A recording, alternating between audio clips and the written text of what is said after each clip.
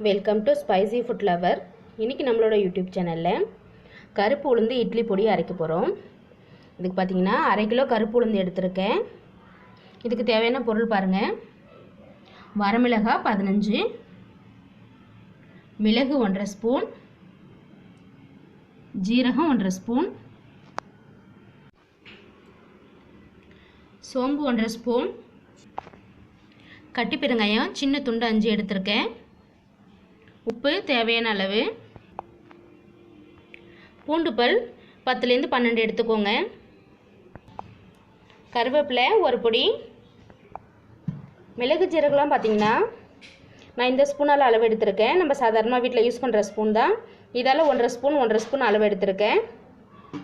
நீங்களும் அதே போல் அளவு எடுத்துக்கோங்க. இப்போ நம்ம இது எல்லாத்தையும் வறுத்தலாம் வாங்க. ஸ்டவ் ஆன் பண்ணிக்கோங்க. ஆன் பண்ணிவிட்டு கருப்பு உளுந்து சேர்த்துக்கோங்க. மீடியம் ஃப்ளேமில் வச்சு இது ஒரு 5 நிமிஷம் வறுத்து எடுத்துக்கலாம்.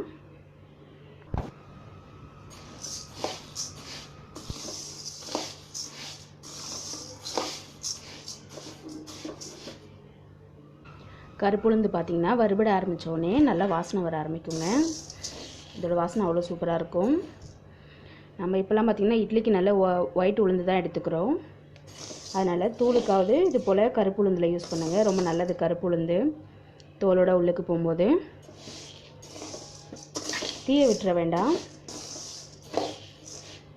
லைட்டாக இது நல்லா டார்க்காக வரும். அந்த ஸ்டேஜ்லேயே ஆஃப் பண்ணிடலாம். ஒரு 5 மினிட்ஸ் போதும். அதனால்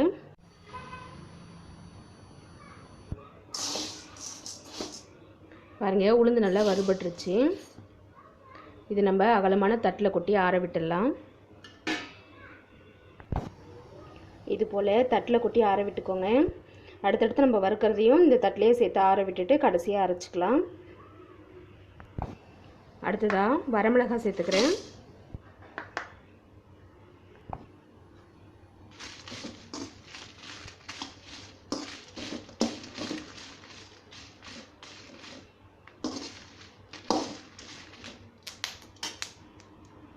மிளகாய் பார்த்திங்கன்னா ஒரு 1 நிமிஷம் போதும். வறுத்து எடுத்துடலாம். ரொம்ப நேரம் விட்டிங்கன்னா தீஞ்சு போயிட்டு நெடியேற ஆரம்பிச்சிடும். மிளகாயும் இதில் கொட்டியாச்சு. அடுத்து மிளகு ஜீரகத்தை வறுத்தலாம். அடுத்ததாக மிளகு, ஜீரகம், சோம்பு சேர்த்துக்கோங்க.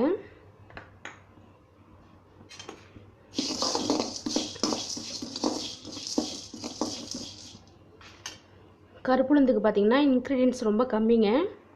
சிம்பிளாக நீங்கள் ஒரு 10 நிமிஷத்துலேயே அரைச்சிடலாம். இதை ரெடி பண்ணி பொட்டுக்கடலை கடலைப்பருப்புலாம் இதுக்கு போட வேண்டாம். வெறும் கருப்புளுந்து மட்டும் போதும். மிளகு ஜீரகம் சோம்பு வரமிளகாய் கொஞ்சம் பூண்டு, அவ்வளோதான். இது வெடிக்கிற அளவுக்கு வறுத்தா போதும்.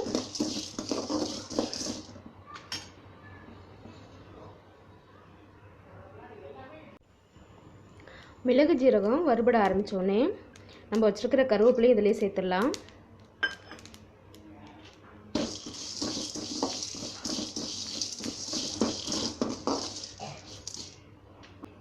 கடைசியாக இறக்க போகிற நேரத்தில் பூண்டு லைட்டாக போட்டு, பூண்டு ரொம்ப நேரம் வறுக்க வேண்டாம், லைட்டாக சூடு ஏற அளவுக்கு இதிலே போட்டு வறுத்துக்கோங்க.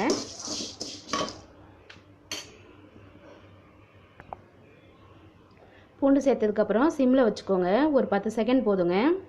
பூண்டு ஏன் இதில் போடுறோம் அப்படின்னா, இப்போ வர பூண்டுலாம் பார்த்திங்கன்னா பச்சையாகவே இருக்குது. தூளில் போட்டு அரைக்கும் போது அப்படியே கெட்டி கெட்டியாக ஆகிடும். பூண்டு ஈரமாக இருந்துச்சுன்னா தூளை பார்த்திங்கன்னா அப்படியே உருட்டி உருட்டி வந்துடும். இது போல் ஒரு 10 செகண்ட் விட்டுட்டு அரைச்சோன்னா பூண்டு ஃபுல்லாக நல்லா மஞ்சிரும். தூள் பார்த்திங்கன்னா நல்லா உதிரி உதிரியாகவே இருக்கும் உங்களுக்கு. அதனால் பூண்டையும் இது போல் லைஸாக வாட்டி எடுத்துக்கோங்க. இப்போ நம்ம இதை எடுத்து கொட்டிட்டு அடுத்து பெருங்காயம் வறுத்துக்கலாம். பாருங்கள், மிளகு ஜீரகத்தை இதிலே கொட்டியாச்சு. பூண்டு பார்த்திங்கன்னா தோலோடு தான் இருக்கணும். அடுத்ததாக பெருங்காயம் வறுத்துக்கலாம். அதுக்கு பார்த்திங்கன்னா சும்மா ஒரு 1/2 ஸ்பூன் அளவு எண்ணெய் விட்டுக்கோங்க. பெருங்காயம் பொரியிற அளவுக்கு.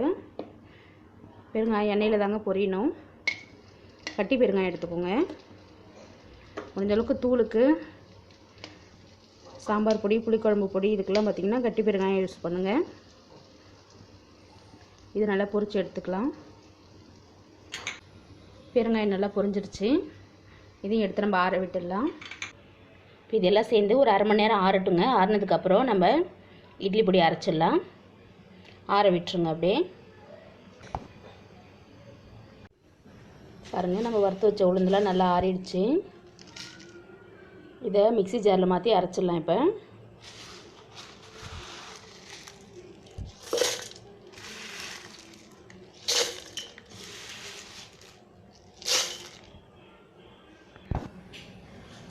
உப்பு தேவையான அளவு சேர்த்துக்கோங்க.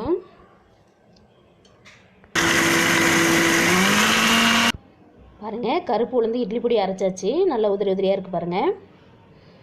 இட்லி தோசைக்கு வச்சு சாப்பிட்டிங்கன்னா சூப்பராக இருக்கும். வெரி ஈஸியான ரெசிபி இது. நீங்களும் இதே போல் வீட்டில் கருப்பு உளுந்து இட்லி பொடி ட்ரை பண்ணி பார்த்துட்டு எனக்கு கமெண்ட் பண்ணுங்கள். இந்த வீடியோ பிடிச்சிருந்துச்சு லைக் பண்ணுங்கள், ஷேர் பண்ணுங்கள் அண்ட் ஸ்பைசி ஃபுட் லவர் சேனலை சப்ஸ்கிரைப் பண்ணுங்கள்.